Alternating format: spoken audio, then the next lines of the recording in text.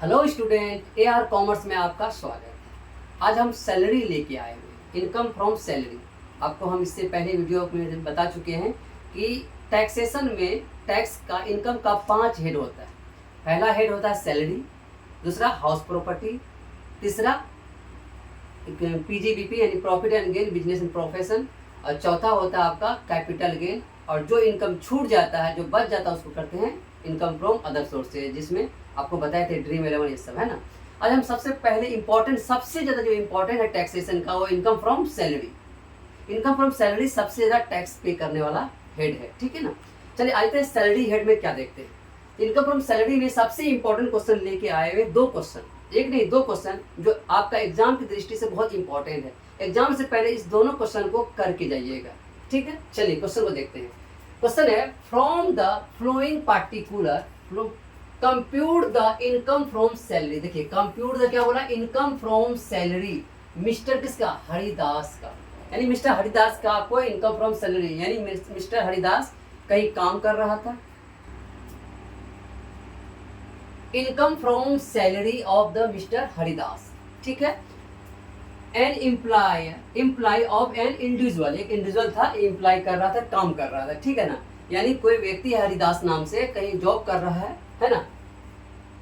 For the assessment year 22-23, यानी आपको जो टैक्स पे करना है कब, असेसमेंट ईयर 22-23। ये क्वेश्चन का हेडलाइन है, कह रहा from the flowing particular compute the income from salary, है ना। मिस्टर हरिदास एक एम्प्लॉय है individual, for the assessment year 22-23। आपका नीचे कुछ दिया हुआ, सैलरी कितना मिला, सैलरी इसको मिल रहा था 11,000 रुपया पर मंथ, सैलरी मिल रहा था 11,000 रुपया per month. House rent allowances 48 रुपया पर मंथ। याद रखिएगा, सैलरी तो आप समझते हैं, इसको बोलते हैं बेसिक सैलरी। सैलरी का मतलब ये सैलरी है सिर्फ बेसिक सैलरी, इसमें DA TA ये सब जुड़ता है, समझे ना। सैलरी मिल रहा है 11,000 per month. House rent allowances 48 रुपया पर मंथ। ये हाउस रेंट अलाउंसेस क्या होता है, इसको जानना जरूरी है। अगर आपको मकान कंपनी की तरफ से, जहां आप काम करते हो उसके तरफ से जब रेंट फ्री मिलता है, जब आप कहीं काम करते हो, उसके बदले एक रूम देता है कि आप ठीक है रहो, हम इतना रुपया हम अपनी तरफ से देंगे। अगर आपको किराया 10,000 महीना है तो वो आपको 8,000 का महीना दे रहा है, इसी को बोलते हैं हाउस रेंट अलाउंसेस। ये हमेशा कैश में दिया जाता है। किसमें दिया जाता है, कैश में। एक होता है रेंट फ्री अकोमोडेशन, वो परक्विजिट्स होता है। वो क्या होता है, परक्विजिट्स। परक्विजिट्स और रेंट हाउस रेंट अलाउंसेस में अंतर यही है, ये परक्विजिट्स में कैश नहीं दिया जाता, वो आपको डायरेक्ट मकान प्रोवाइड कर देता है, उसमें आपको पैसा देने की जरूरत नहीं होती है। लेकिन हाउस रेंट अलाउंसेस में क्या, आपको वो कैश दिया जाता है। दोनों में बस यही फर्क है। हाउस रेंट अलाउंसेस कितना, 48 रुपया पर मंथ। डियरनेस अलाउंसेस कितना आपका, 10,000 रुपया पर मंथ है। इंटरटेनमेंट अलाउंसेस कितना आपका, 24 रुपया पर मंथ है। आगे फिर क्या कर रहा है question, mister Haridas and his employer contribution. Mister Haridas and his employer contribute the recognized provident fund, यानी RPF। recognized provident fund का हिंदी क्या होता है, RPF, है ना। कितना परसेंट, 14%। याद रखिएगा, recognized provident fund में कितना, 14%। 14% ऑफ सैलरी, यानी 14 सैलरी का 14% वो recognized provident fund में जमा करता है। और गवर्नमेंट कहती है, कहती नहीं, हम 14% तो देते हैं, लेकिन टैक्स हम 12% तक फ्री कर सकते हैं। बाकी 12% से ऊपर अगर देता है अगर एम्प्लॉयर, तो 2% पे हम टैक्स ले लेंगे। यानी आपका 12% ऊपर जितना परसेंट जाएगा, अगर 14% यहाँ कितना परसेंट, 2% का टैक्स ले लिया जाएगा। अगर 16% है 4% का ले लिया जाएगा। 20% है तो, है ना, 8% का टैक्स लिया जाएगा। आपका 12% तक आपका एग्जेम्प्ट है, और उसके बाद जितना परसेंट अगर अधिक दे रहा है वो आपका टैक्सेबल हो जाएगा। यानी 2% का आपको टैक्स लगने वाला है सैलरी का, ठीक है ना। 1 स्मॉल कार, यानी उसको एक स्मॉल कार दे रहा है। एक क्या दे रहा है, स्मॉल कार दे रहा है, छोटा सा कार। कौन कार दे रहा है, छोटा सा कार। याद रहे, अगर प्रश्न में स्मॉल कार एक बिग कार, बड़ा कार और छोटा कार दोनों दिया रहे, छोटा कार में आपको 1800 रुपया पर मंथ आपका, है ना, वैल्यू ऑफ परक्विजिट्स हो जाएगा। यानी अगर कार प्रोवाइड करता है, रेंट फ्री अकोमोडेशन प्रोवाइड करता है, कंप्यूटर प्रोवाइड करता है, ये है परक्विजिट्स। क्योंकि एक ही क्वेश्चन करवा रहे हैं, अभी कंसेप्ट तो दे नहीं सकते, तो आपको समझा देते हैं। जब भी अगर आपको कार प्रोवाइड हो, रेंट फ्री अकोमोडेशन प्रोवाइड हो, ये है परक्विजिट्स। अगर आपको कार मिले, छोटा कार मिले, तो 1800 रुपया पर मंथ आपका टैक्सेबल होगा। अगर ड्राइवर दे रहा है तो 900 रुपया। अगर बड़ा कार है तो 2400 रुपया पर मंथ आपका टैक्सेबल हो जाएगा। अगर ड्राइवर दे रहा है तो 900 रुपया वो एक्स्ट्रा जोड़ दीजिएगा, ठीक है ना। अगर कंप्यूटर दे रहा है तो वो उसका टैक्सेबल वो टैक्स एग्जाम्प्ट लिख दिया, कंप्यूटर एग्जाम्प्ट। लंच दे रहा है तो 50 टका तक एग्जाम्प्ट। अगर 100 रुपया हो गया तो अगर 80 रुपया अगर दे रहा है एम्प्लॉयर तो उसमें से 80 रुपया में से 50 रुपया घटा दिए, बचा कितना 30 रुपया। 30 रुपया में जितना दिन काम करेगा उतना दिन का टैक्सेबल हो जाएगा, ठीक है ना। तो आइए, एक स्मॉल कार दे रहा है, इसका मतलब स्मॉल कार मिल रहा है 1800 रुपये पर मंथ, उसका क्या होगा टैक्सेबल हो जाएगा। अगर ड्राइवर दे रहा है तो 900 रुपया और जोड़ दीजिएगा, ठीक है। Him and his employer both for the private और ऑफिस यूज, ये कब लागू होगा, जब वो कार का यूज दो तरीके से कर सकता है, प्राइवेट भी और ऑफिस भी, यानी घर में भी यूज कर दे और ऑफिस भी उसी कार से जाए, तो उसका इसी को बोलते हैं प्राइवेट और, है ना, क्या लिखा, एम्प्लॉयर बोथ पर्पस, प्राइवेट और ऑफिस यूज, है ना। Expense of car borne by the employer, उसका कार का जितना भी एक्सपेंस है बोर्न कौन कर रहा है, एम्प्लॉयर कर रहा है, ठीक है ना। He live in rent house, house monthly rent दे रहा है 6000 रुपया, याद रखिए कितना महीना वो पे कर रहा है 6000, और उसको हाउस रेंट अलाउंसेस कितना मिल रहा है 4800, इसको मिल रहा है 4800, लेकिन वो पे कर रहा है कितना 6000 रुपया, याद रहे। आगे फिर क्या कह रहा है क्वेश्चन, कह रहा है mister Haridas working at Meerut, कहाँ काम कर रहा है, मेरठ, मेरठ में काम करता है, उसका भी एक रीजन है मेरठ देने को। याद रखिएगा, अगर 4 महानगर है हमारे भारत में, कौन कौन, चेन्नई, कोलकाता, मुंबई और दिल्ली, अगर ये 4 जगह जॉब करता है, अगर वहां रेंट पे कर रहा है तो वहां 50% सैलरी HRA निकालने में दिखाएंगे। कितना परसेंट, 50%। कौन कौन, कोलकाता, दिल्ली, मुंबई, चेन्नई, ये 4 जगह है तो 50% सैलरी का HRA निकालने में कैलकुलेट करेंगे। अगर इस 4 शहर को छोड़कर कहीं भी और है तो 40% ऑफ सैलरी लेंगे, ठीक है ना। ये इसलिए मेरठ दिया गया है, आप समझिए कि यानी 4 महानगर में नहीं है, इसका मतलब कि ये 4 महानगर को छोड़कर कहीं काम कर रहा है, इसका मतलब यहाँ 40% ऑफ सैलरी लगने वाला है। ये क्वेश्चन है मोटा मोटी। अब इसको बनाएंगे कैसे, सबसे पहला काम करना है, अब क्वेश्चन में सबसे पहला काम करना HRA, अगर HRA दिया हुआ है सबसे पहला काम उसी का करना।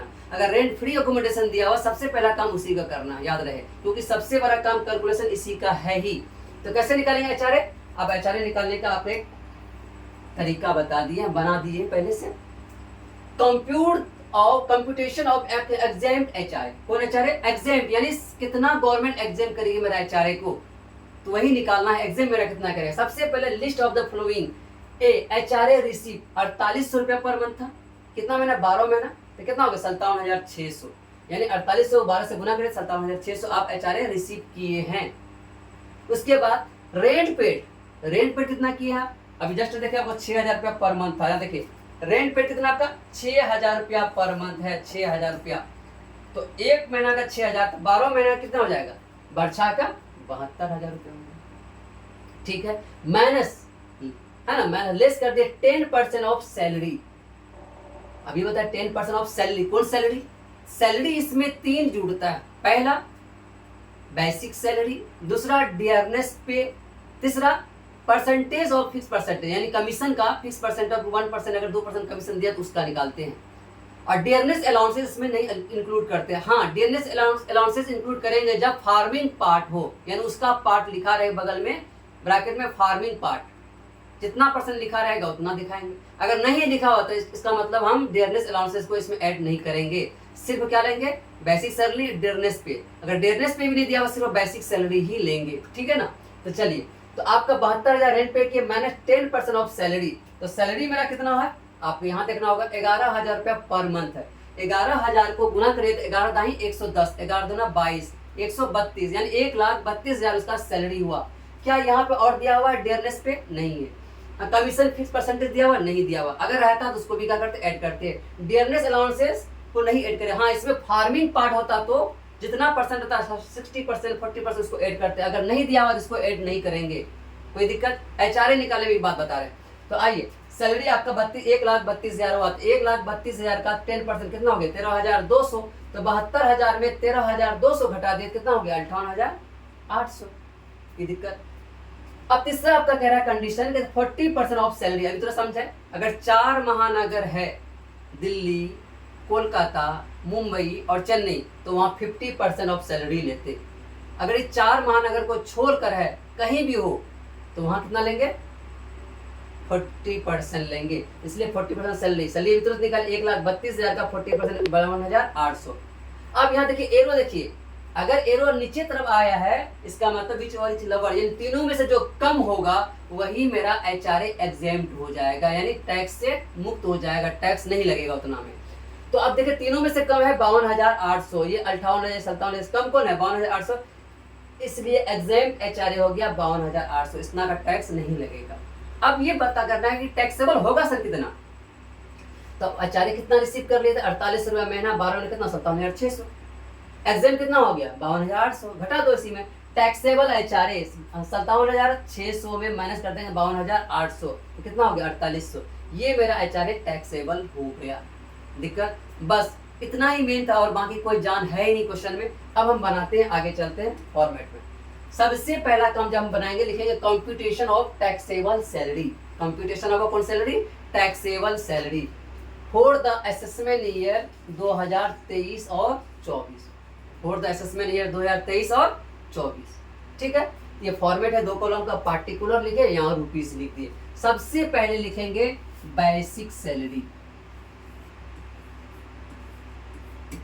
Basic salary. बेसिक सैलरी आपको पता है 11,000 रुपया पर मंथ गुना 12, कितना आ गया 1,32,000। टैक्सेबल HRA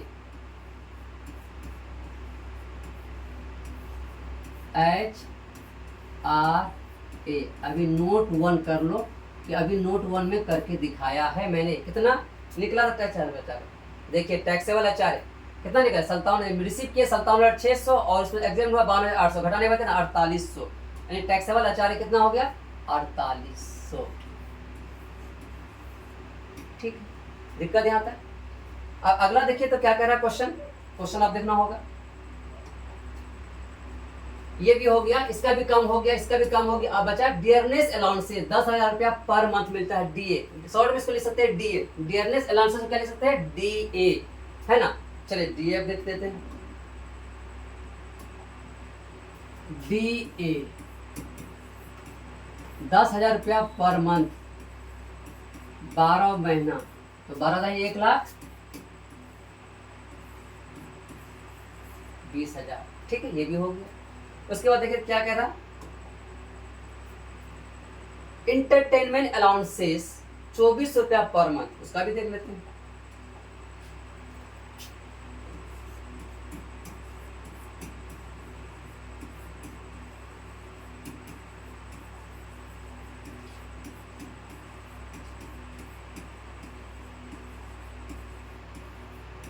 ₹24 पर मंथ है, याद रखिएगा।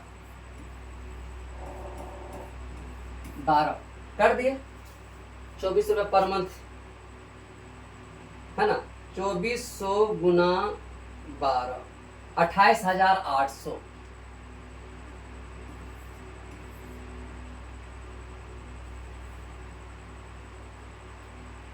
28,800।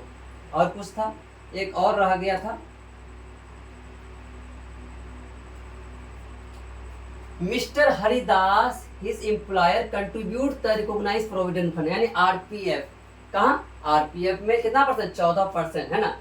कितना परसेंट 14%, लेकिन एग्जाम कितना है 12% तक क्या करता है गवर्नमेंट एग्जाम कर देता है। अगर 12% से अधिक देता है एम्प्लॉयर कंट्रीब्यूशन तो उससे अधिक जितना भी होगा उसका टैक्सेबल हो जाएगा, उसका क्या हो जाएगा टैक्सेबल हो जाएगा। अब लिखना होगा employer contribution,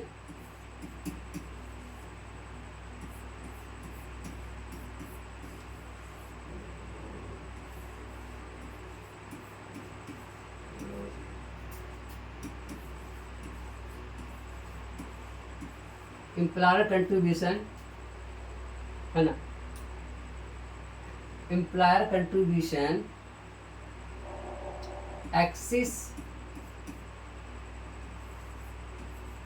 axis of 12% of salary, 12% of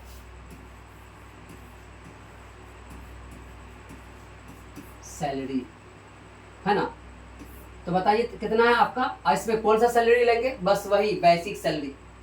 जुड़ता कौन कौन है भाई, बेसिक पे, डियरनेस पे और परसेंटेज ऑफ फिक्स कमीशन का। तो ना तो इसमें डीपी है दिया हुआ, डियरनेस पे दिया हुआ, ना तो percentage of fix percent of commission दिया हुआ। अगर वो रहता तो उसको भी जोड़ लेते, अगर नहीं दिया हुआ है तो सिर्फ बेसिक सैलरी का निकाले। कितना, 1,32,000। कितना परसेंट, 2%।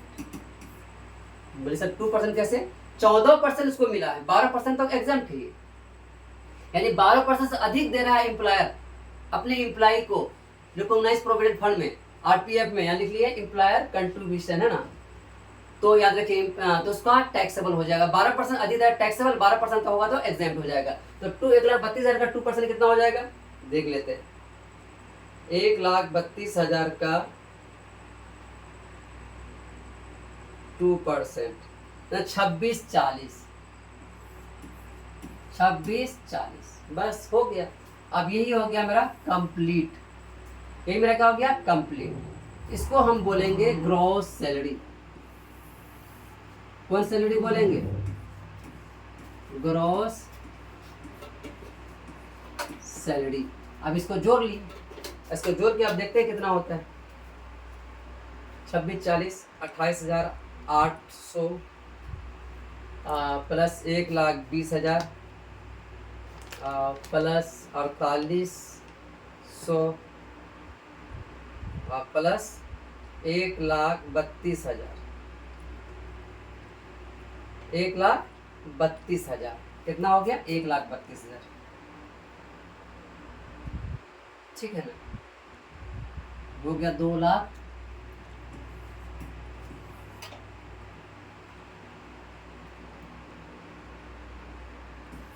88,240, 2,88,240। ओह, एक रह गया आपका, एक रह गया, क्वेश्चन कह रहा था एक रह गया। क्या क्वेश्चन, कार वाला काम तो किए हैं आपका। स्मॉल कार भी मिला हुआ था ना, स्मॉल कार के बारे में आपको बताए थे। क्या बताए थे, अगर स्मॉल कार मिलता है तो 1800 रुपया पर मंथ मिलेगा, अगर बिग कार मिलेगा तो 24 रुपये पर मंथ मिलेगा, अगर ड्राइवर है तो ड्राइवर भी 900 रुपया जोड़ दिया जाएगा। तो अब देखिए यहाँ पे स्मॉल कार मिला हुआ था by his hand employer both office of private use expense के लिए, है ना, बोर्न बाय कौन, एम्प्लॉयर। ही लिव है ना, एक रेंट हाउस रेंट। बस हो गया, आगे इसका काम करते हैं। यहाँ थोड़ा सा रह गया है, रोकिए।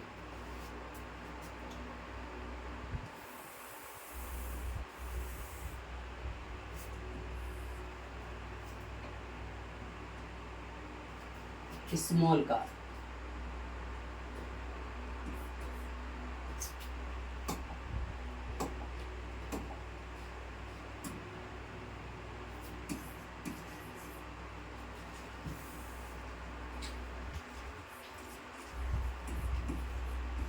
वैल्यू ऑफ कार कितना मिला था, 1800 रुपया पर मंथ, 12 महीने।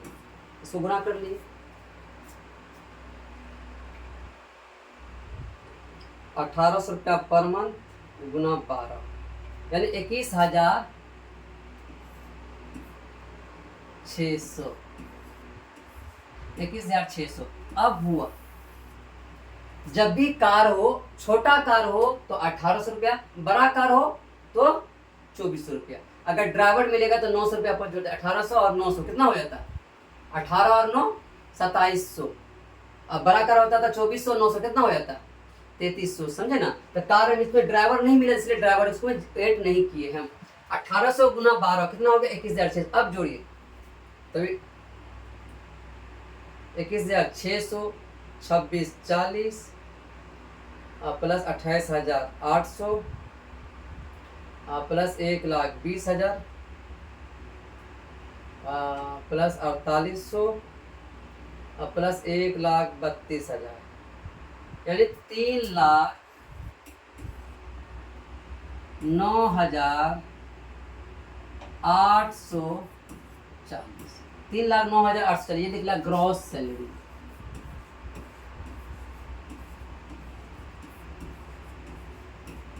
ग्रॉस सैलरी, ठीक है, ये ग्रॉस सैलरी हो, टैक्सेबल नहीं हुआ। अब इसमें से लेस कर देंगे, माइनस कर देंगे स्टैंडर्ड डिडक्शन।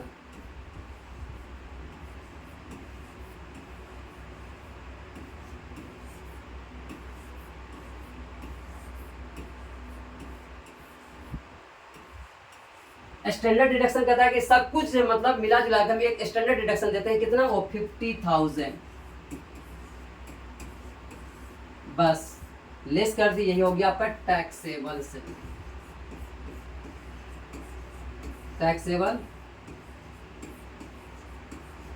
सैलरी कितना हो जाएगा, माइनस करके दे देते हैं, -50,000, 2,59,840, 2,59,840, यही आपका आंसर हो गया। ठीक है ना, अब इसका स्क्रीनशॉट ले लीजिए, पहले इनका ले लीजिए। ठीक है, क्वेश्चन को आप अच्छे से हम समझाएं तो उसको बार बार पढ़िएगा, सर कैसे समझाएं क्वेश्चन को, उसको ध्यान में रखिएगा। पहले क्वेश्चन को 2 बार पढ़िए, सर मेरा जो समझाने का तरीका उसको 2 बार समझिएगा, समझने के बाद तब आइएगा, इसका स्क्रीनशॉट लीजिए। ये एचआरए निकालने का यही तरीका है, बस सीख लिए एचआरए निकालने कैसे निकाला जाता है, बस उसके बाद इसका स्क्रीनशॉट ले लीजिए, बस हो गया काम। एग्जाम कल अच्छे से दे दिए आप लोग। ठीक है, उतारिए इसका, इसके बाद अगला क्वेश्चन करवाने वाले हैं।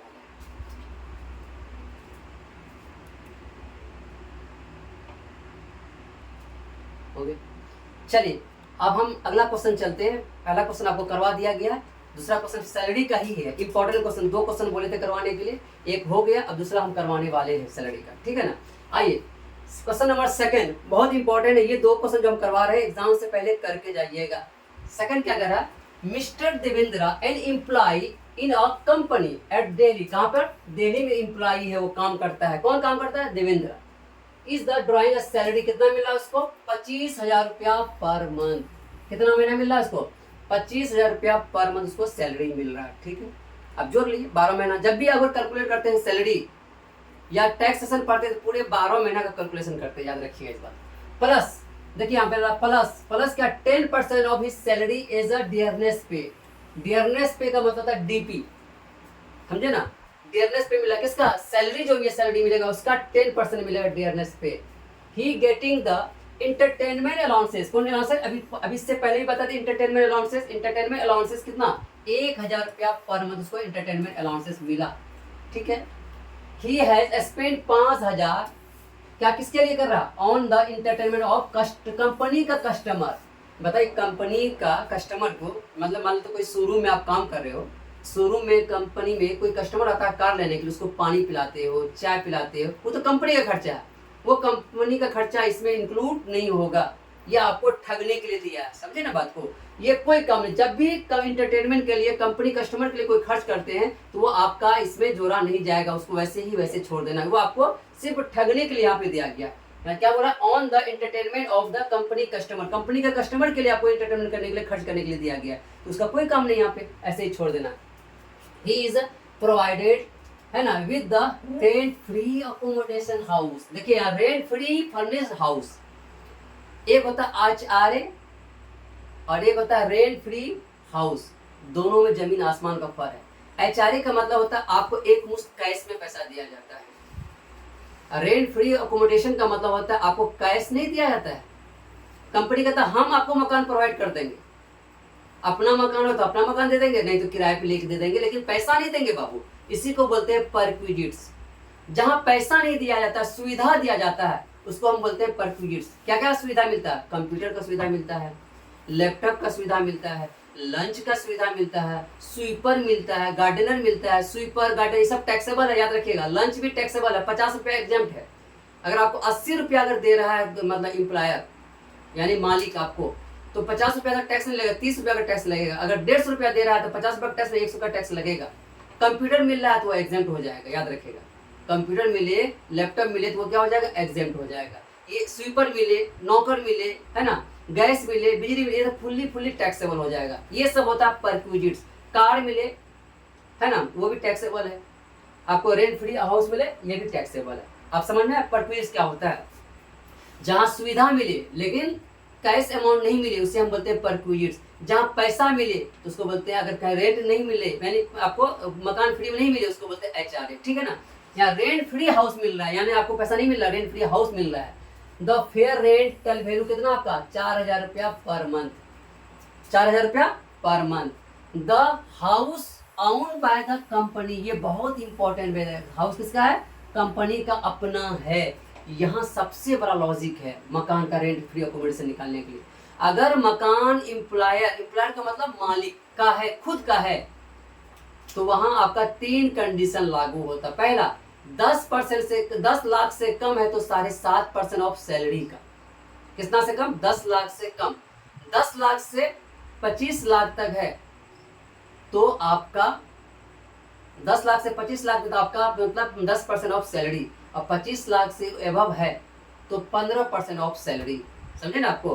तो याद रखिएगा, अगर मकान अपना है तब ये कंडीशन लागू। 10 लाख से कम है तो 7.5%, 10 लाख से अगर 25 लाख तक बीच है तो 10%, और 25 लाख से एबव है तो 15% सैलरी, है ना। इस बस इसमें यही लेते हैं। अगर मकान किराए पे देते हैं, मकान किराए पर लेके देते हैं, यानी अपना मकान नहीं है, आप किसी का किराया लेके तब इम्प्लाई को देते हैं, आप रहो इसमें तुम, तो वहाँ ये कंडीशन लागू नहीं होगा। वहाँ आपको देखना होगा रेंट पेड कितना किया गया है और 15% ऑफ सैलरी, विच वरीज हमने हायर, जो हायर होगा उसको आप क्या करें, टैक्सेबल मान लीजिएगा, ठीक है ना। तो चलिए, यह मकान अपना है तो मकान अपना है तो 15% सैलरी। कि मकान आपका आजकल कहाँ का पॉपुलेशन ज़्यादा नहीं है, तो 30 लाख से ऊपर ही पॉपुलेशन होता है, इसलिए 15% सैलरी आंख बंद करके निकाल लिएगा। अगर 7.5% वहाँ लिख देगा इसका पॉपुलेशन इतना है, अगर कुछ नहीं लिखा समझ लिएगा कि 15% ही लगा दी, आंख बंद करके लगा देना। अगर नहीं लिखा है कि 10 लाख से कम है, 25 लाख से कम है, अगर कुछ नहीं लिखा हुआ तो आंख बंद करके कितना लगा देना है, 15% ऑफ सैलरी लगा देना, ठीक है।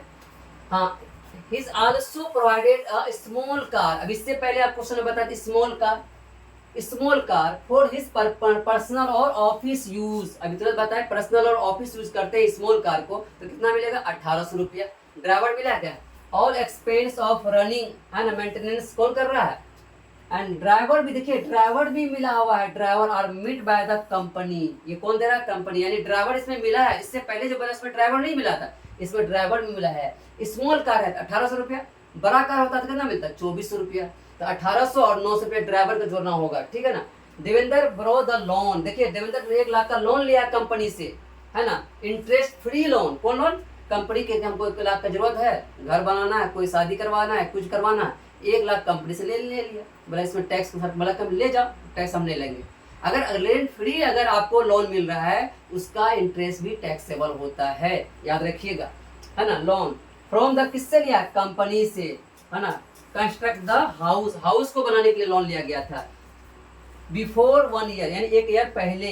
Assume the state bank of India the charging interest rate कितना है ना, लोन पे कितना परसेंट, 10%। यानी जो लोन दिया गया था एम्प्लॉयर के द्वारा अपने एम्प्लॉय को फ्री में दिया गया, लेकिन उस हिसाब से अगर बैंक में उस लोन का रेट चल रहा था 10% पर मंथ, 10% पर एनम, यानी उतना 1 लाख का 10% पर एनम, इसका मतलब 1 लाख का 10% 10,000, तो वो टैक्सेबल हो जाएगा। तो सरकार कहता तुम फ्री में अगर कुछ बांटते रहोगे हम थोड़ी मानने वाले हैं। अगर लोन अगर फ्री में दे रहे हो तो उसका ब्याज टैक्सेबल होगा। देखेंगे कि उस समय स्टेट बैंक में क्या रेट चल रहा है, उस हिसाब से टैक्सेबल हो जाएगा। कितना चल रहा था, 10%, तो 10% हिसाब टैक्सेबल हो जाएगा, ठीक है ना। Compute the taxable salary mister Devendra for the assessment year 22-23, यानी आपको कंप्यूट द टैक्सेबल सैलरी निकालने के लिए बोला गया। क्या निकालने को बोला आपको, टैक्सेबल सैलरी। तो चलिए टैक्सेबल सैलरी बनाते हैं, एक फॉर्मेट बनाते हैं, आपको बताया फॉर्मेट बनाएंगे, है ना।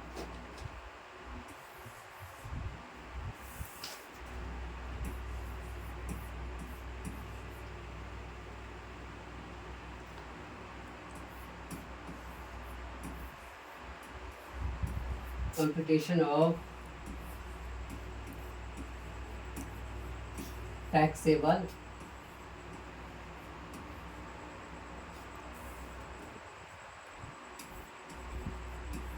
salary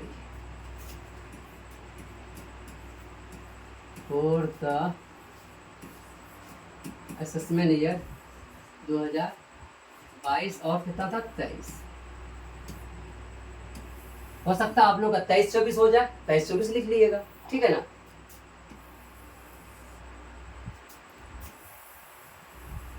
यहाँ पर पार्टिकुलर दे देंगे,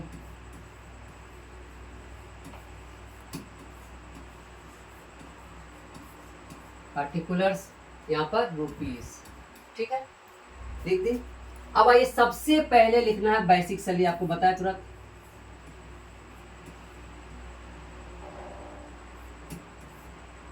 basic salary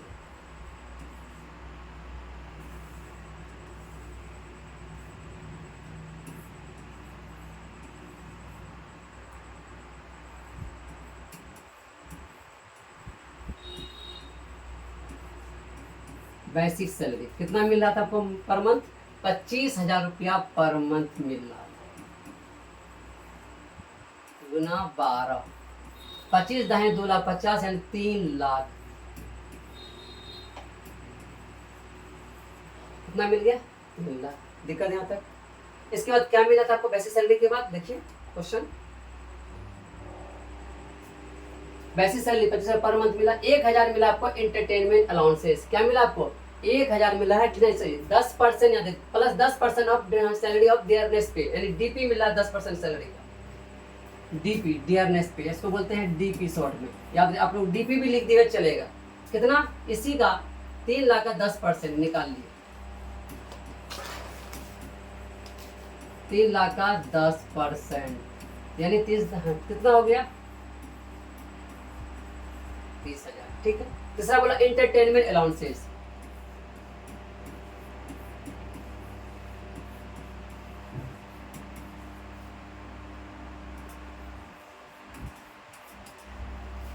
entertainment allowances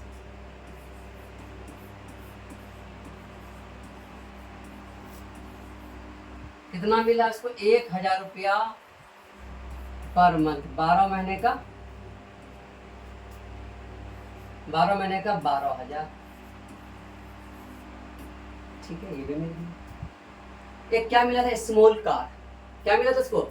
small car. इसको यहाँ पे वैल्यू ऑफ कार लिखना होगा, वैल्यू ऑफ कार। जैसे निकालें वैल्यू ऑफ कार, आप बताइए वैल्यू ऑफ कार 1,800 रुपया। छोटा कार है तो 1,800, बड़ा कार है तो 2,400 बताए। तो ड्राइवर मिला है, ड्राइवर मिलेगा छोटा और बड़ा, 900 रुपया जोड़ दिए, इंटू 12 कर दिया। 18 9 कितना हो गया? 2700। 2700 गुना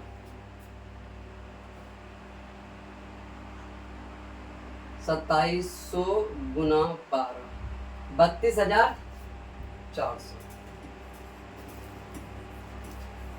32,000 कितना? 400। ठीक है ना। और क्या छूट गया था आपका? देख लिया। हाँ, rent free accommodation, rent free accommodation.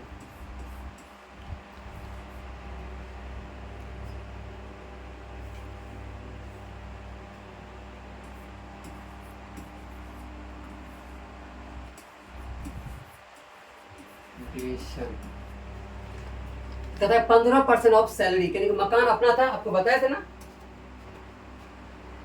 अगर रेंट फ्री फर्निश हाउस अगर दे रहा है और मकान किसका हो? मालिक का अपना हो, तो उस केस में आप अगर लिखा हुआ नहीं है पॉपुलेशन के आधार पर, यानी अगर 10 लाख से कम है तो 7.5%, 10 लाख से 25 लाख तक 10%, 25 लाख से ऊपर है तो क्या कहते हैं 15%। लेकिन यहाँ 10 लाख 15 लाख कुछ लिखा हुआ है, अगर नहीं लिखा हुआ तो आंख बंद करके कितना कर देना? 15% ऑफ सैलरी कर देना। कौन salary?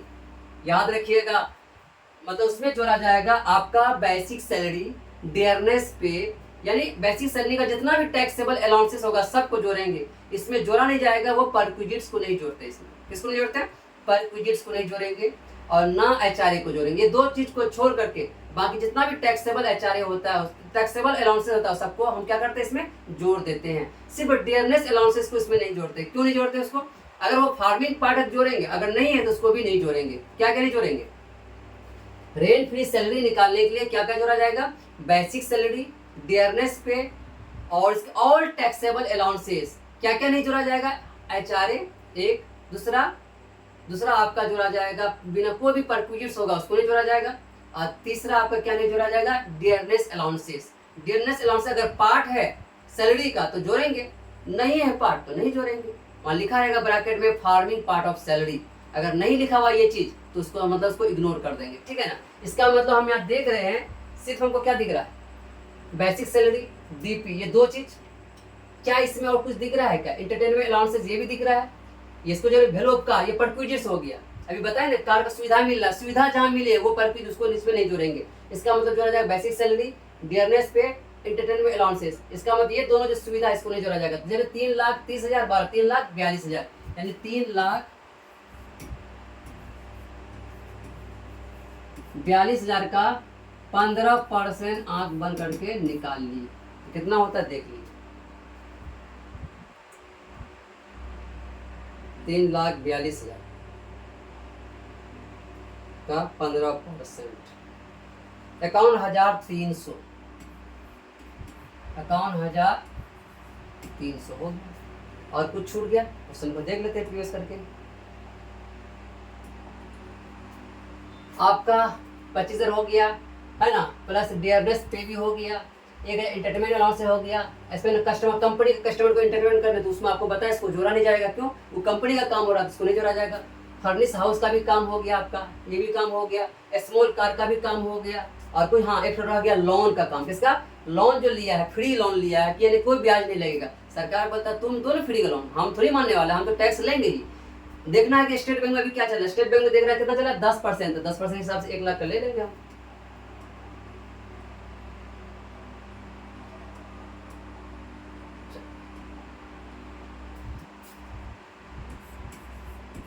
Interest free loan, interest free loan,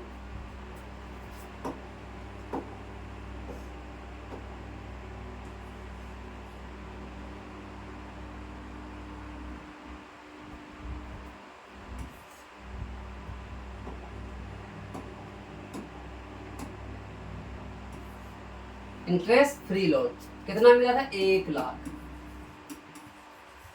का कितना percent? 10% state bank of India में चल रहा था। इसका मतलब कितना हो गया? 10,000।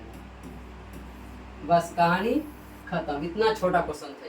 अब इसको जोड़ ली, इसको जोड़ते हैं तो देखते हैं कितना आ जाता है।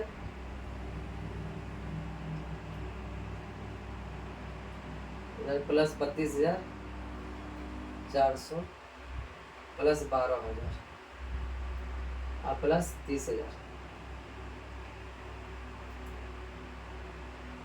और प्लस 3 लाख,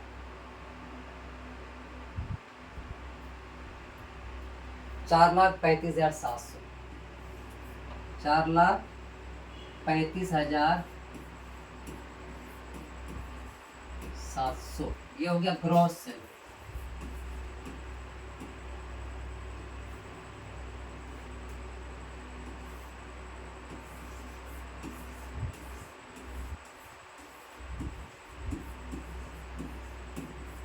ग्रॉस सैलरी। अब इसमें से क्या लेस कर देंगे?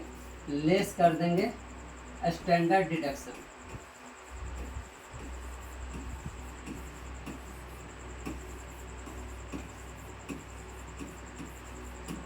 ये आंख बंद करके 50,000 घटा दिया। स्टैंडर्ड डिडक्शन कितना? 50,000 घटा दिया। बस हो गया। इसको लेस कर दिए, जो निकलेगा वही हो जाएगा आपका टैक्सेबल सैलरी।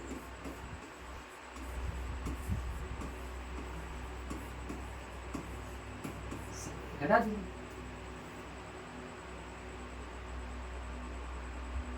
माइनस 3,85,700, 3,85,700। यही आपका आंसर हो गया। इसका स्क्रीनशॉट ले लिया आप लोग। बाप रे, हाँ, बहुत मेहनत से पढ़ा है आप लोग को। चैनल को सब्सक्राइब कर लीजिएगा और शेयर कर दिया और लाइक कर दीजिएगा। ठीक है, धन्यवाद।